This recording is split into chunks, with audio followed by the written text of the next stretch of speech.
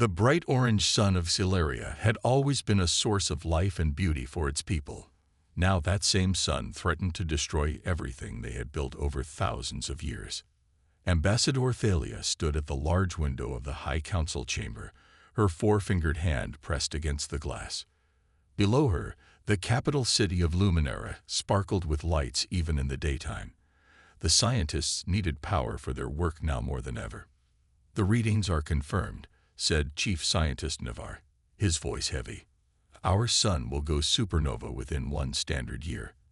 There is no way to stop it."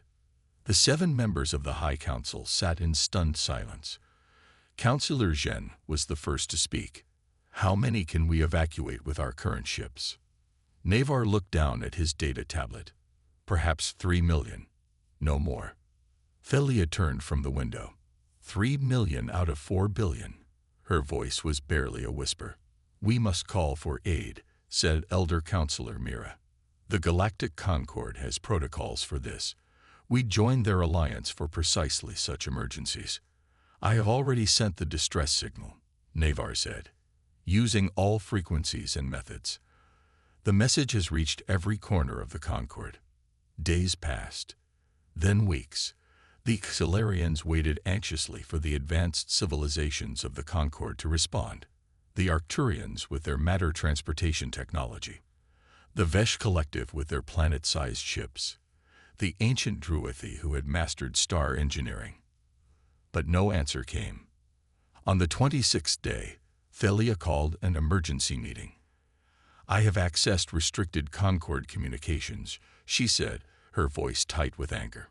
"They have received our message. They have discussed our fate." She played the recording. The council listened as cold, calculating voices debated the resource investment of saving the Xilarians against the limited return value of their civilization. "Not worth saving," was the final verdict. Mira, oldest of them all, wept openly. "We are too young a species, too few technological contributions. The equation is simple to them." A junior communication officer burst into the chamber, breaking all protocol. "Ambassador, we have received a response." Hope surged through the room. "Which civilization?" asked Jen. "The humans, Counselor." The room fell silent again. Humans, the newest, most primitive members of the Concord, barely spacefaring by Concord standards, known for their unpredictable behavior and emotional decision-making. "They say they're coming. All of them. With everything they have." 3 days later, a fleet of mismatched ships appeared at the edge of the Xilarian system. Old cargo vessels retrofitted with extra engines, scientific exploration ships, a small military escort of vessels that would be considered outdated by any other Concord species. The human fleet was led by a weathered battle cruiser named Horizon. Its commander, Elena Reyes, appeared on the communication screen in the High Council chamber. Her face was lined with determination, her dark hair pulled back tightly. "Xilarian High Council," she said, "we heard your call. We're here to help." "But why?"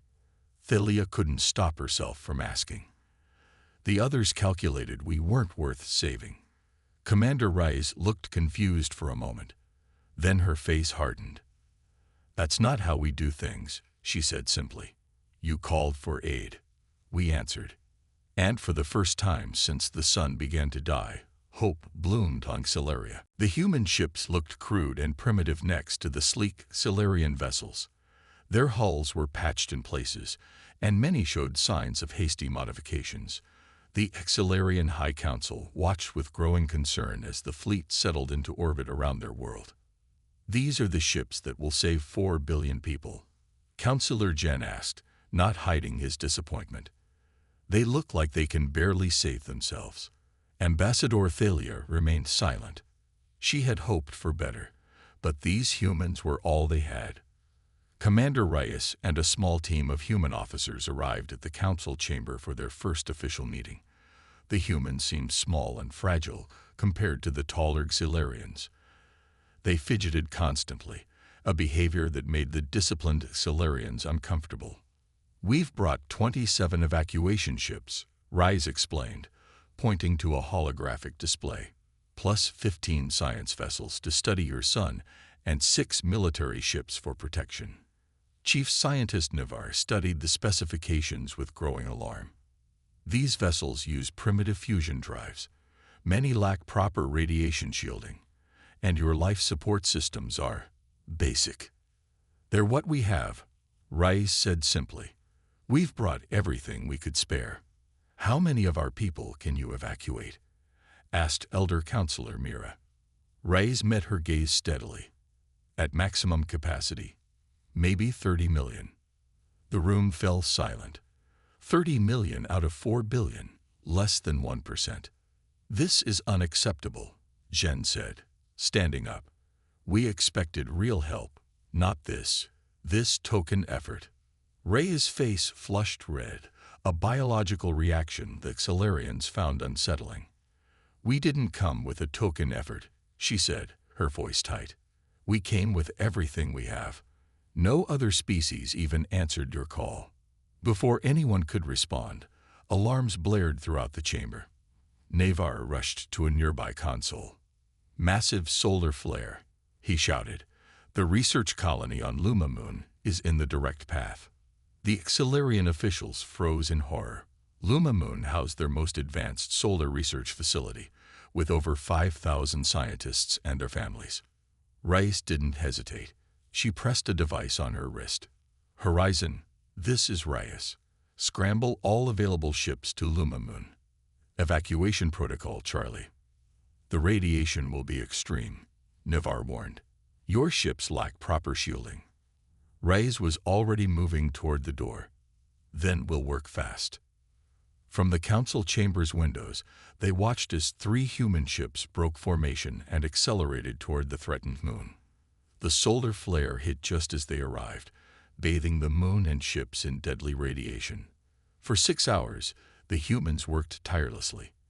Their ships took turns diving into the radiation to collect evacuees, shielding each other when radiation levels peaked. One vessel's engines failed completely and had to be towed by another. When they returned, 2 of the 3 ships were severely damaged. 17 humans had died from radiation exposure, but they had rescued all 5,247 Xelarians from the moon. Ambassador Thalia visited the human medical ship, where Commander Reyes sat beside one of her injured crew members. Why did you risk so much? Thalia asked quietly. Your ships, your people. Reyes looked up, her face tired but resolute. Because that's what neighbors do, she said simply. They help each other.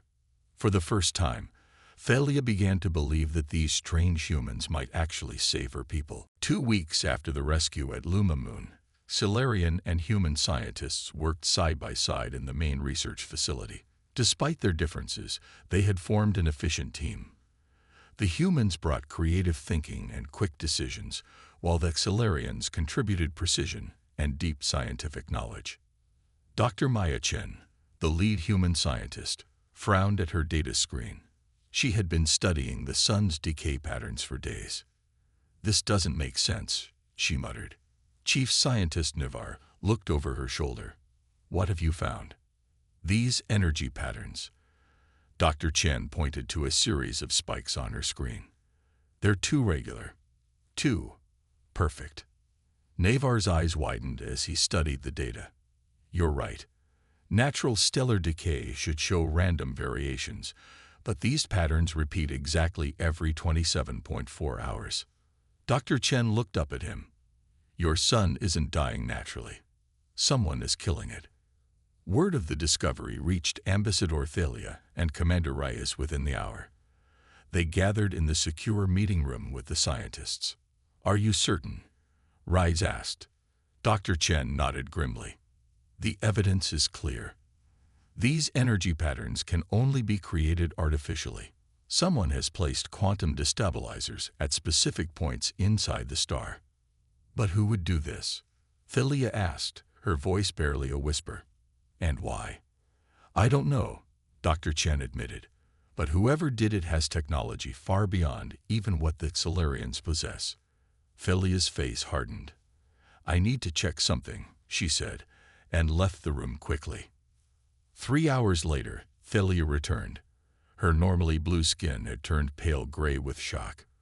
Without a word, she connected her data pad to the main display screen. I accessed restricted Concord communications, she explained, her voice shaking. This is from 6 standard months ago. The recording began to play. They saw a meeting room filled with representatives from the Vesh Collective, the oldest and most advanced species in the Concord. The experiment proceeds as planned, a Vesh leader was saying. The Xilarian sun will reach critical destabilization within 1 year. All data gathering systems are in place. And the Xilarians? Another voice asked.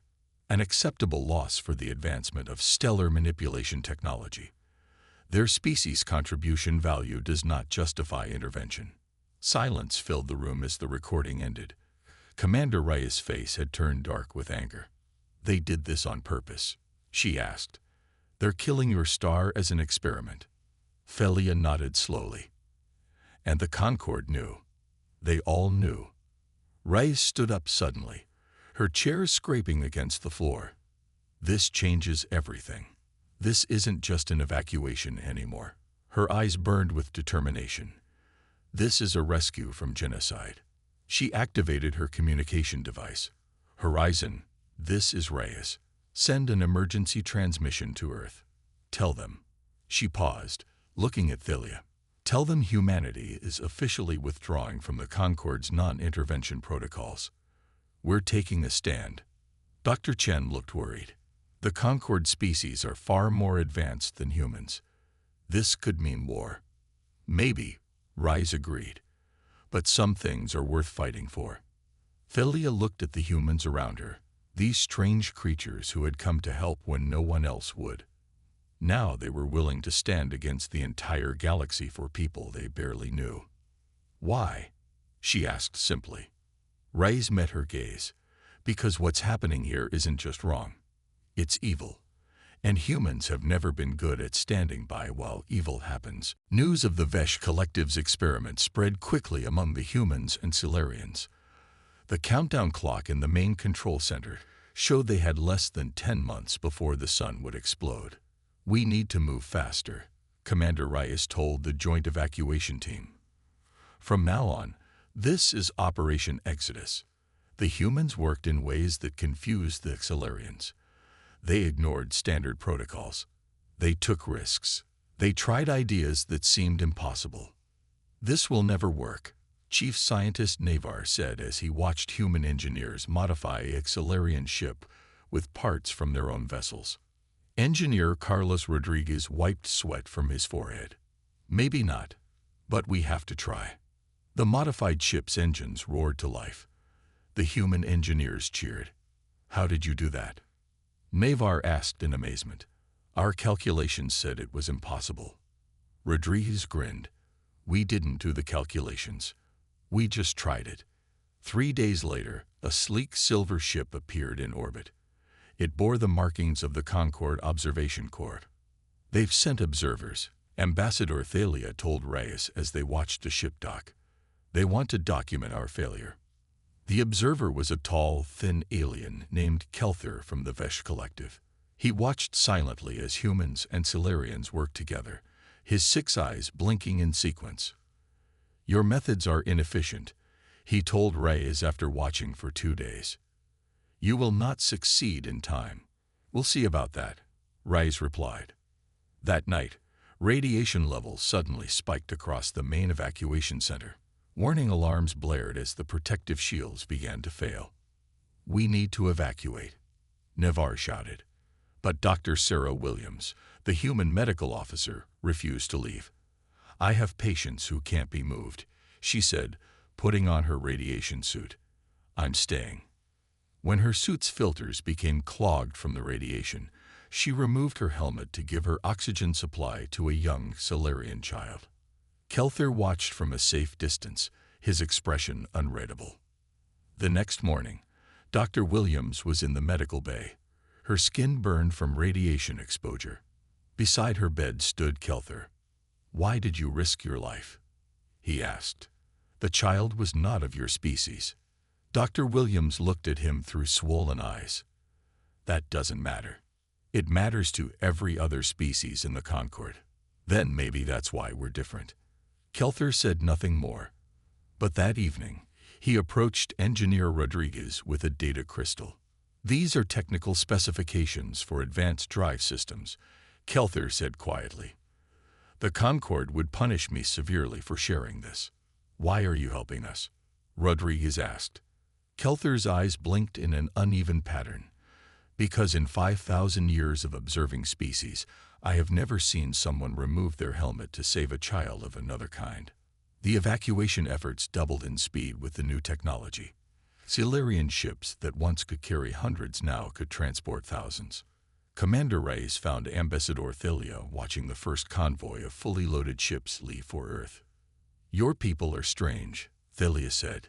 You ignore rules. You take foolish risks. You put your lives in danger for people you just met.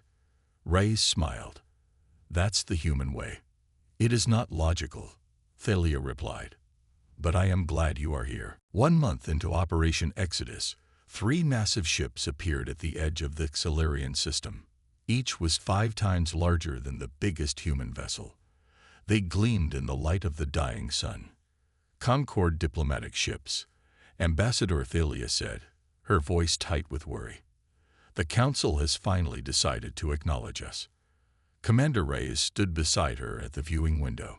Just when we're making progress, she muttered. So far, they had evacuated nearly 5 million Silurians to Earth and human colony worlds. It wasn't enough, but it was a start. The Concord delegation arrived at the High Council chamber the next day. Their leader was an Arcturian named High Commissioner Vox, tall and thin with silver skin that seemed to shimmer in the light. The Galactic Concord has reconsidered the Silurian situation, Vox announced, his voice cold and formal. We are prepared to offer assistance. Relief spread through the chamber, but Reyes remained suspicious. What kind of assistance? She asked. Vox barely looked at her. The Concord proposes to accept Silurian refugees, he said. They will be distributed throughout Concord space. Under what conditions? Ambassador Thalia asked. The Silurians must give up their status as a sovereign species, Vox said. They will become wards of the Concord for a period of no less than 500 years. Silence filled the room. What Vox was proposing would end the Silurians as a unified people. And the humans? Elder Counselor Mira asked. They must withdraw immediately, Vox replied. Their interference violates multiple Concord protocols. They will face sanctions for their actions. Commander Reyes stepped forward. We refuse. We came to help the Silurians remain free, not to see them enslaved. Vox's silver face showed no emotion. This is not your decision, human. Ambassador Thalia rose to her full height. It is our decision. And we also refuse. The humans have shown us more kindness in 1 month than the Concord has in a century. Then you leave us no choice, Vox said. A blockade will be established. No more human ships will be allowed to enter this system. After the Concord delegation left, Reyes received an urgent message from Earth. She played it for Thalia. The Concord has threatened severe consequences if we continue to help the Silurians, said Admiral Chen, Earth's military leader. Many people here are afraid. They want us to withdraw. What are you going to do? Thalia asked quietly. Reyes looked troubled. I don't know, but I won't abandon your people. That evening, something unexpected happened. A human journalist named Maya Santos, who had been documenting the evacuation, sent a broadcast that somehow broke through the Concord's communication restrictions. The broadcast showed Silurian children drawing pictures of their new homes on Earth. It showed human doctors treating Silurian patients. It showed the two species working side by side to save what they could. These are the people the Concord would have us abandon, Santos said in her report. Is this who we want to be as a species? Those who walk away when things get difficult? The response was immediate. Messages flooded in from Earth and human colonies. We're coming to help. We've loaded our ship with supplies. We won't let the Concorde stop us. Ray showed the messages to Thalia. I don't understand, Thalia said. These humans don't even know us. Why would they risk so much? Because, Ray said with a small smile, that's who we are. The Concorde blockade tightened around the Accelerian system. 7 massive warships now patrolled the space lanes, stopping all human vessels from entering. Meanwhile, the dying sun grew more unstable each day. In the main research facility, Dr. Maya Chen worked alongside a young Solarian engineer named Toril. For days, they had barely slept, studying data and running simulations. Commander Reyes, Ambassador Thalia, Dr. Chen called over the communication system. We need to meet immediately. When everyone gathered in the conference room, Dr. Chen's eyes were bright with excitement despite her exhaustion.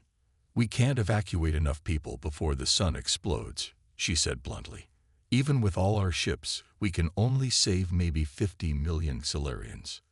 The room fell silent. Ambassador Thalia's shoulders slumped. But, Dr. Chen continued, what if we don't need to move the people? What if we move the planet instead? Confused looks passed around the room. Young Toril stepped forward, his voice shaking with nervousness. We believe we can create a spatial fold, what humans call a wormhole, large enough to transport the entire planet to another star system. Chief Scientist Nivar stood up. That's impossible. The energy requirements alone would be enormous. Dr. Chen finished for him. Yes, but not impossible. She activated a holographic display showing complex equations and diagrams. Toril found something in the data Kelther gave us, she explained. The Vesh have been experimenting with spatial folding technology. We can adapt it to a much larger scale. Commander Reyes studied the display. Has anything like this ever been done before? Never, Toril admitted. But our calculations show it's possible. Kelther, who had been silently observing from the corner, spoke up. The Concorde would consider this extremely dangerous. If it fails, the spatial tear could damage multiple star systems. If we do nothing, billions die, Rice countered. I think it's worth the risk. She turned to Dr. Chen. What do you need? Every antimatter power core you have, Chen replied. And we need to position ships around the planet to create a field network. Reyes nodded. You'll have it. That night, Reyes received an urgent message from Earth. Admiral Chen's face looked grim on the screen. The Earth government has ordered all ships to withdraw from Solarian space, the Admiral said. The Concorde's threats have scared too many people. I'm sorry, Elena. Reyes sat alone in her quarters for a long time after the message ended. Finally, she made her decision. She sent a ship-wide announcement to the entire human fleet. This is Commander Reyes. Earth has ordered us to abandon the Accelerians and return home. I am choosing to disobey that order. She paused. Anyone who wishes to leave may do so with no shame. For those who stay, know that we will likely face charges when we return. If we return. She expected many to leave. Instead, every single human ship replied with the same message. We stay. The next morning, they began the first test of the spatial fold technology. A small device created a tiny wormhole that lasted for 3.7 seconds before collapsing. It works, Toril shouted, jumping with excitement. Kelther approached Reyes as the celebrations continued. The Concorde has discovered your plan, he said quietly. They are sending military ships to stop you. They believe this technology is too dangerous to use. Reyes looked at the Solarians celebrating their first success. Then we'll have to work faster. Ambassador Thalia joined them. Why do you continue to risk everything for us? She asked Reyes. Because, Reyes said, some things are worth fighting for. Admiral Helena Chen stood on the bridge of her flagship, the Earth vessel Defiant. Behind her, more than 300 ships of all sizes waited for her command. Some were military vessels, but most were civilian ships, cargo haulers, mining vessels, and passenger liners that had been quickly modified for this mission. The Concorde blockade is just ahead, her second-in-command reported. 8 warships, all much larger than ours. Admiral Chen nodded. Send the message we discussed. All ships prepare for jump sequence Alpha. On the main view screen, the Concorde blockade appeared. Massive ships arranged in a perfect defensive line. They're responding to our message, the communications officer said. A stern Arcturian face appeared on screen. Human vessels, this is Blockade Commander Zelith. You are ordered to turn back immediately. Any attempt to breach the blockade will be met with force. Admiral Chen stepped forward. We are on a humanitarian mission to aid the Xilarians. The Concorde has no right to stop us. The Concorde has every right, Zelith replied coldly. The Xilarian matter is under our jurisdiction. Your interference is not welcome. Then I'm afraid we must disagree, Chen said calmly. All ships, execute jump sequence Alpha. Now, what happened next confused the Concorde completely. Instead of attacking in formation as any logical species would, the human ships scattered in every direction. They jumped in and out of faster-than-light speed in random patterns, appearing and disappearing all around the blockade. What are they doing? Zelith demanded of his tactical officer. This makes no sense. The Concorde ships tried to target the humans, but their logical, predicted firing patterns missed the chaotically moving vessels. Gradually, human ships slipped through gaps in the blockade, one by one.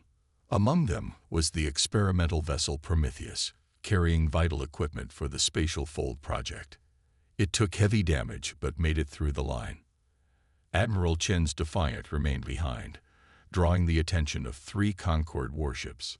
70% of our fleet has breached the blockade, her second reported, including Prometheus. Good, Chen nodded. Now we give them time. She opened a channel to Commander Reyes on Sileria. Elena, we've broken through. Most of our ships are coming to you. We'll hold the line here as long as we can. Reyes' voice crackled through the static. Helena, get out of there. Your ship can't stand against those warships. Someone has to keep them busy, Chen replied calmly. Just make that crazy plan of yours work.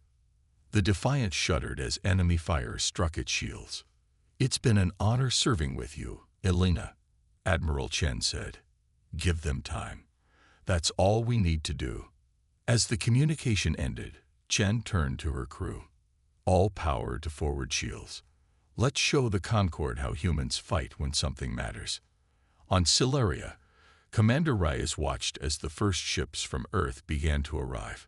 The Prometheus docked with heavy damage to its hull, but its precious cargo intact. The Admiral is buying us time, she told Ambassador Thalia. We can't waste it. Thalia looked at the approaching ships. These people are fighting for us when they could have stayed safely home. Why? Reyes watched as the human crews rushed to unload equipment. Because we don't measure the value of life in calculations, we measure it in courage and compassion. Your people are strange, Thalia said, but I am grateful they are strange. As they spoke, the battle that would later be known as the Stand continued in space, as Admiral Chen's vastly outmatched forces held back the might of the Concorde, giving the rescue mission its only chance. Alarms blared throughout the Xilarian capital as the sun flared violently. What had been predicted to take months was now happening in days. The destabilization is accelerating, Chief Scientist Nivar announced to the crowded command center. We have less than 10 hours before supernova. Commander Reyes turned to Dr. Chen. How close are we to ready?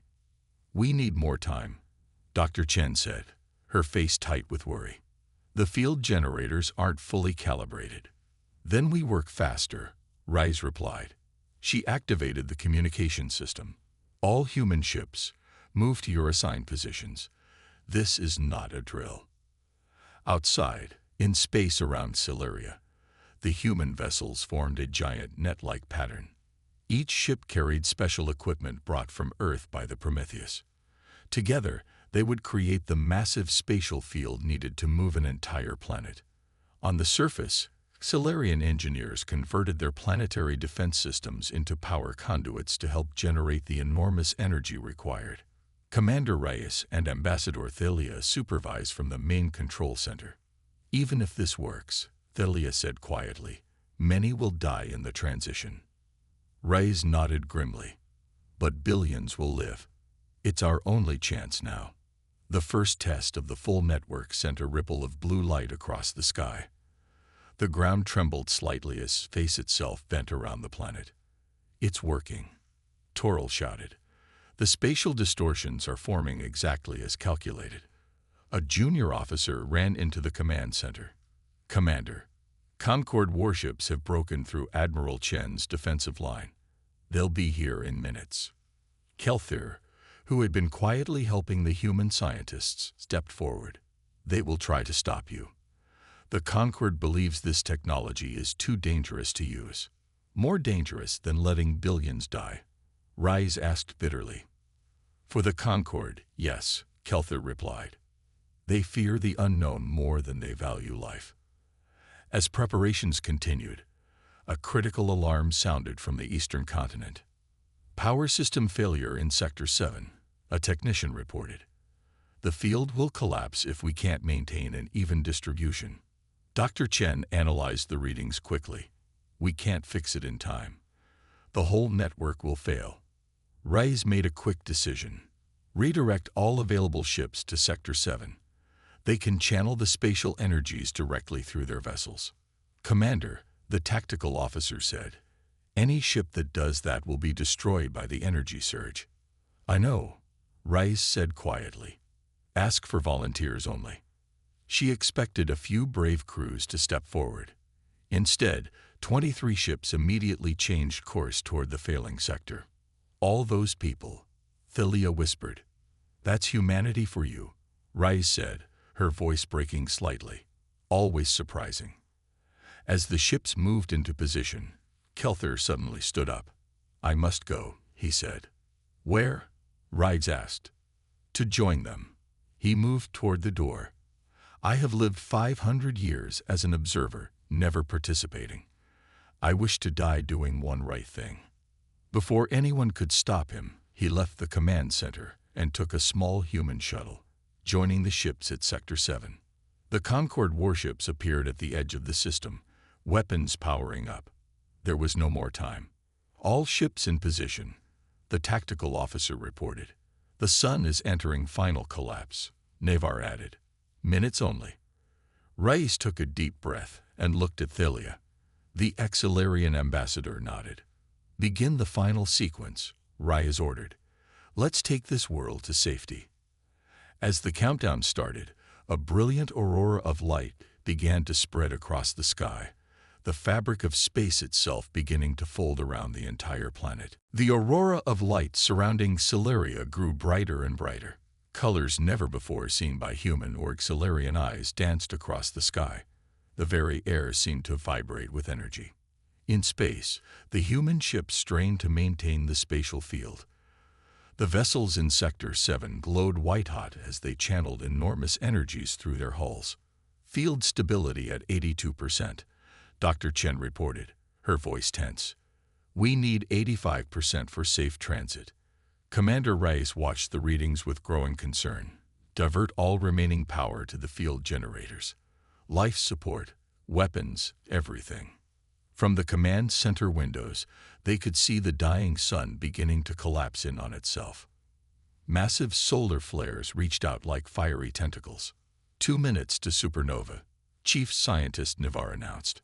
On the main view screen, they watched as the Concord warships entered firing range. The lead ship launched energy torpedoes aimed at the human vessels maintaining the spatial field. They're trying to collapse our network, Toril shouted. Just as the torpedoes were about to hit, Admiral Chen's damaged flagship, the Defiant, appeared from nowhere, intercepting the attack. The ship shuddered under the impact but continued to fight, drawing the Concord's fire. Helena, Reyes whispered, watching her friend's last stand. Field stability at 84%, Dr. Chen called out. Almost there. In Sector 7, the human ships were beginning to break apart under the strain. One by one, they exploded in brilliant flashes of light. The shuttle carrying Kelther moved to fill one of the gaps. Kelther's shuttle is channeling 3 times the energy it was designed to handle, a technician reported in amazement. Through the static-filled communication channel, they heard Kelther's calm voice. Perhaps this is what it means to be human, to give everything for others. His shuttle flared brilliantly and was gone. Field stability at 85.2%. Dr. Chen shouted. Initiating spatial fold now. The command center shook violently. Outside, the aurora contracted around the planet like a closing fist of light. For a brief, terrifying moment, everything went completely dark. Then came the transit. Those who survived would later struggle to describe it. Space itself seemed to stretch and compress. Some reported seeing impossible shapes and dimensions. Others felt as if they were everywhere and nowhere at once.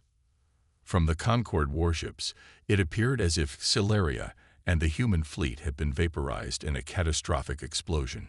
High Commissioner Vox watched impassively as the data came in.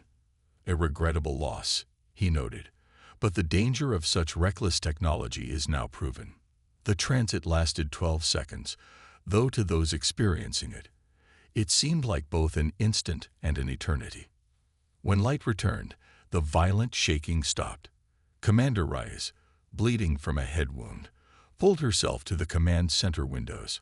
Outside, instead of the dying red sun, a beautiful yellow star shone in a black sky. Parts of the planet's surface were burning. Massive earthquakes had reshaped coastlines, but the world itself was intact, now orbiting a stable star in a system 100 light-years away. Of the human fleet, less than half remained. The ships that had maintained the field in Sector 7 were gone, sacrificed to save billions. Commander Rice limped to the communications console. With shaking hands, she opened a channel to all surviving ships and the planet below. "This is Commander Reyes," she managed, her voice weak but determined. "Welcome to your new home." Then she collapsed, but with a smile on her face. 3 months passed on the world the Xilarians now called Sanctuary. The planet had stabilized in its orbit around the yellow star, and the work of rebuilding had begun. Commander Elena Reyes walked slowly through the new memorial garden, using a mechanical support for her left leg. The doctor said she might never walk normally again after the injuries she suffered during transit, but she didn't mind. So many others had sacrificed much more.